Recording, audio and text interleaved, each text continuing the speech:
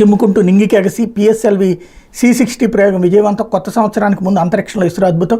భారత అంతరిక్ష పరిశోధన సంస్థ నూతన ఆంగ్ల సంవత్సరానికి ముందు అంతరిక్షంలో అద్భుతం చేసింది. దేశ ప్రజలందరికీ అద్భుత విజయంతో హ్యాపీ న్యూ ఇయర్ చెప్పింది. ఇప్పటివరకు చైనా, రష్యా, అమెరికా మాత్రమే అంతరిక్షంలో 2 ఉపగ్రహాలను అనుసంధానం చేస్తున్నాయి.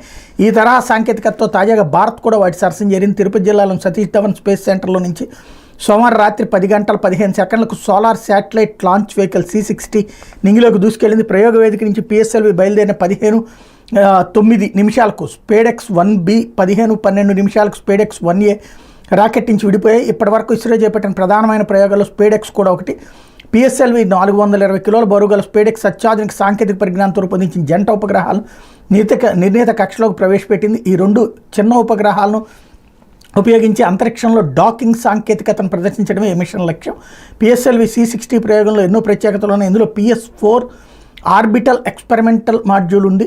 దీన్ని POEMగా పేర్కొన్నారు. పిఎస్ఎల్వి వాహన నౌక ప్రయోగం అనంతరం PS-4 4వ దశలో కొన్ని పరిశోధనలు చేపట్టున్నారు. 3 నెలల వరకు కక్షలో మైక్రో గ్రావిటీ ప్రయోగాలు నిర్వహించడానికి శాస్త్రీయ పరిశోధనలు నిర్వహించబోతున్నారు. POEMలో మొత్తం 24 పేలోడ్లను కక్షలోకి పంపనున్నారు. వీటిలో 14 పేలోడ్లు ఇస్రోకి చెందినవి కాగా మరో 10 పేలోడ్లు స్టార్టప్లతో కూడిన వివిధ ప్రభుత్వేతర సంస్థలకు చెందినవి అన్నటువంటి వార్తని హైలైట్ చేశారు.